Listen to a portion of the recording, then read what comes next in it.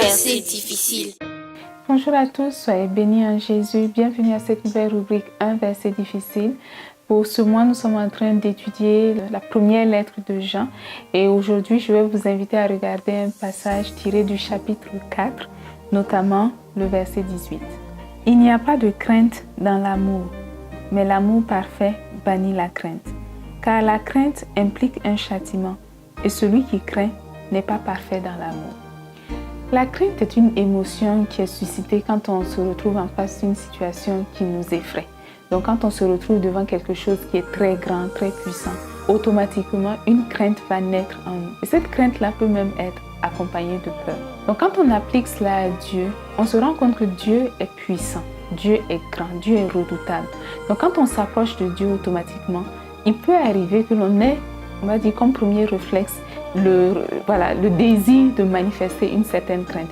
Et ça, on a vu cela se manifester dans l'Ancien Testament. Vous vous rappelez notamment quand le peuple d'Israël avait quitté l'Égypte et qu'ils étaient en route vers la terre promise, ils ont fait escale au mont Sinaï.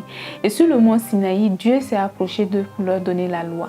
Et quand Dieu leur a donné la loi, cela a été accompagné de manifestations vraiment extraordinaires, des tremblements de terre, des grondements. Et tout le peuple s'est senti effrayé. Et ils ont dit à Dieu de ne plus s'approcher d'eux directement, mais plutôt de passer par Moïse pour leur donner tous les commandements qu'il voulait leur communiquer. Donc une crainte était née dans les cœurs de toutes ces personnes-là. Et dans tout l'Ancien Testament, beaucoup de personnes vont manifester ce qu'on a appelé la crainte de Dieu. Et dans l'Ancien Testament, avoir la crainte de Dieu était quelque chose de positif. Parce que avoir la crainte de Dieu allait t'amener à obéir à la loi de Dieu. Et c'était pour ça que ça jouait un rôle positif. Donc tous ceux qui avaient la crainte de Dieu faisaient l'effort d'obéir à tous les commandements de Dieu. Et ceux qui n'avaient pas la crainte de Dieu, ce sont ceux qui facilement se retrouvaient à devenir rebelles. Parce que n'ayant aucune peur que quelque chose va leur arriver, ils n'hésitaient pas à aller contre la volonté de Dieu qui leur avait été communiquée. Donc si dans l'Ancien Testament, la crainte était une chose qui était bonne, la crainte était une chose qui était nécessaire parce qu'ils avaient une loi, la loi de Moïse à laquelle ils devaient obéir, pour nous, enfants de Dieu, la crainte n'est pas une chose que nous devons encourager. Donc, un enfant de Dieu ne doit pas permettre à la crainte de s'installer dans son cœur, ne doit pas permettre à la crainte de Dieu d'habiter son cœur. Et ce passage nous donne la raison. Il nous dit que celui qui a la crainte en lui n'est pas parfait dans l'amour. La raison pour laquelle nous avons une relation avec Dieu, ce n'est pas parce que nous avons peur que si on ne le fait pas, il va nous envoyer en enfer. Ou ce n'est pas parce que nous avons peur que si on ne le fait pas, on ne sera pas béni ou on ne va pas recevoir telle ou telle chose de lui, il va nous laisser, on va être dans la pauvreté. Ce n'est pas pour ça que l'on fait tout ce que l'on fait pour Dieu aujourd'hui. Mais on fait tout ce que l'on fait aujourd'hui parce que l'on aime Dieu. Donc si on veut aimer Dieu sincèrement, il est important qu'on n'ait pas de crainte à l'intérieur de nous. Donc Dieu nous a débarrassés. Pour que nous n'ayons pas la crainte, il nous a débarrassés de ce qui pouvait nous faire peur. Par exemple, il nous a débarrassés du péché. Et aujourd'hui, nous savons que nous ne sommes plus pécheurs. Donc, comme on n'est plus pécheurs, on n'a plus à craindre que Dieu nous punisse, par exemple, parce qu'on a commis un péché. Il nous a débarrassés, par exemple, du risque de la condamnation pour plus tard. Donc, peut-être quand on va finir notre vie, est-ce qu'on sera encore condamné? Ceux qui avaient peur de ça, Dieu vous a débarrassé de ça. Donc, on sait aujourd'hui que quand on donne notre vie à Jésus, on a la vie éternelle. C'est pas qu'on aura du genre, on va encore vérifier quelque chose plus tard. Non. Dès l'instant qu'on a donné notre vie à Jésus, c'est une garantie, c'est une certitude.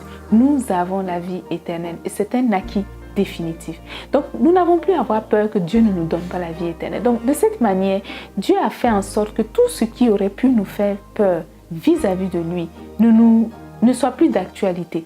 Donc, puisqu'on n'a plus rien de toutes ces choses-là, on peut maintenant dire, on va aimer Dieu. Et on va aimer Dieu de tout notre cœur, sans mettre à l'intérieur la peur, sans mettre à l'intérieur la crainte que si on ne fait pas certaines choses d'une certaine manière, Dieu nous punisse d'une manière ou d'une autre.